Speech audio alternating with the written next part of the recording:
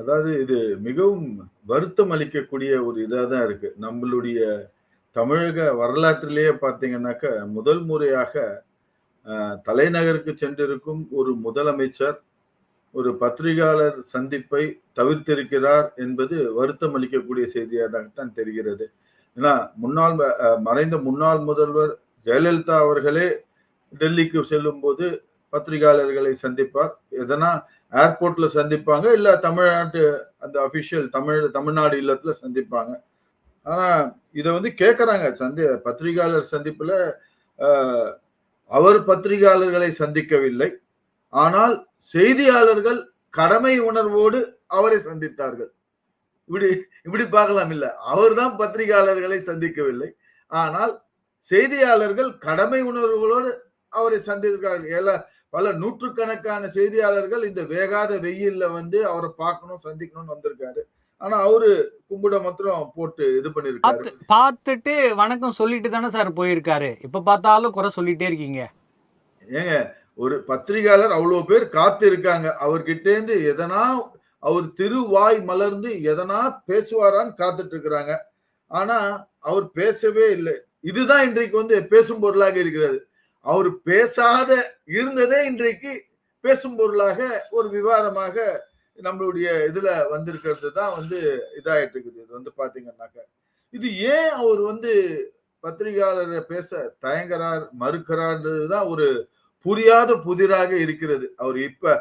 அவர் அரசியல் நான் கட்சி துவங்க போறேன்னு விக்கிரவாண்டியில சொன்னதிலிருந்து அவரு முதல் அமைச்சராக பதவியேற்றது வரை எதனா ஒரு சந்திப்பு அந்த கரூர் நிகழ்ச்சியில கூட அப்படியே கும்பிடு போட்டு போயிட்டாரு. இது இப்படியே இருந்துச்சுன்னாக்க அது இப்படியே எவ்வளவு நாளைக்கு இருக்க போறாருன்னு தெரியல. என்ன அவரு ஆங்கிலத்துல வந்து சொல்லணும்னாக்க he may be a popular actor but he cannot be a popular politician. Sir இததான் தேர்தலுக்கு முன்னாடிலாம் இதைத்தான் கோவிந்தராஜன் சார் ஒரு பாப்புலரான பொலிட்டிஷியனா இருப்பதற்கு பத்திரிகையாளர் தான் இல்ல கோவிந்தராஜன் சார் எப்படி இருப்பான்னு தெரியல. கோவிந்தராஜன் சார் இது எலெக்ஷனுக்கு முன்னாடி இதான் சொன்னீங்க, வாக்குப்பதிவுக்கு முன்னாடி அதான் சொன்னீங்க, ரிசல்ட் வந்துடுச்சு, ரிசல்ட் வந்ததுக்கு பிறகும் கூட சொன்னீங்க ஆட்சி அமைத்து அரசு முறை பயணமாக போயிருக்காரு. இப்பயும் நீங்கள் ஃபேமஸ் ஆக்டர்னே சொல்லிட்டு இருக்க போறீங்களா? அவர் ரியாலிட்டிக்கு வாங்க சார். முதலமைச்சர் ஆகிட்டாரு, தமிழகத்தின் மாண்புமிகு முதலமைச்சர். அவர் ஒரு வெற்றிகரமான ஒரு தலைவராக உருவெடுத்துட்டாரு. இன்னும் நம்ம அதுலயே இருக்க போறோமா? ஒரு பொலிட்டிஷியன், ஒரு தமிழகத்தின் முதலமைச்சர் அந்த நாற்காலிக்கு இதுவரைக்கும் எந்த ஒரு முதல்வராவது தவிர்த்திருக்காங்களா பத்திரிகையாளர் சந்திப்பை? நீங்க சொல்லுங்க. எப்பேற்பட்ட ஒரு இதுவா இருந்தா கூட ஆனாலப்பட்ட ஜெயலலிதா அவர்களை பல்வேறு விமர்சனங்கள் பத்திரிகையாளர்களால் ஊடகங்களால் ஜெயலலிதா மீது பல்வேறு விமர்சனங்கள் வைக்கப்பட்டது. அப்படி இருந்தும் கூட ஜெயலலிதா அவர்கள் பத்திரிகையாளர் சந்திப்பை அவர் தவிர்த்ததில்லை. அட்லீஸ்ட் மோடி இருக்காரே சார், மோடி இருக்காரே சார், கோவிந்தராஜன் சார், மோடி இருக்காரே சார், முதலமைச்சர் பிரதமரே பத்திரிகையாளரை சந்திக்காமல் 12 வருஷம் கிட்ட இருக்காரே சார். அப்ப அங்க இருந்து பார்த்து அவர் வழியில நடக்கிறாரோ என்னவோ இப்ப சந்தேகமா இருக்கு சார். ஒருவேளை இவர் வந்து சும்மா வாய் வார்த்தைக்கு வந்து என்னுடைய கொள்கை எதிரி பிஜேபி மோடி அப்படின்னு சும்மா வாய் வார்த்தைக்கு சொல்லிட்டாரோ, அவருடைய இதை தான் ஃபாலோ பண்றாரோன்னு சந்தேகமா இருக்கு. இப்ப அவருடைய வழியை அவருடைய இதை இப்ப வந்து ஃபாலோ பண்றாரோ பின்பற்றாரோன்னு சந்தேகமா இருக்கு. அந்த சந்தேகம் காங்கிரஸ் கட்சிக்கும் எழுந்திருக்குமோன்னு எனக்கு இன்னொரு சந்தேகம். ஏன்னா அவர் மோடியை போய் பார்த்திருக்கிறார், பத்திரிகையாளரை சந்தித்திருக்கிறார். முதல்ல மோடியை போய் பார்த்திருக்கார். முதல்ல காங்கிரஸ் கட்சி கூட்டணியில சோனியா அவர்களையும் ராகுல் காந்தியோ எல்லாம் பார்த்திருக்கணும்.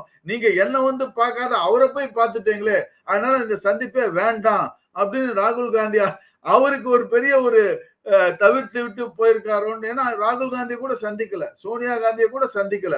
ஏன்னா ஒரு கூட்டணி கட்சி தலைவரை எல்லா அரசியல் தலைவரும் டெல்லிக்கு போனா எல்லா கூட்டணி சார் அரசு கோவிந்தராஜன் சார் அரசு முறை பயணமாக போயிருக்கிறாரு.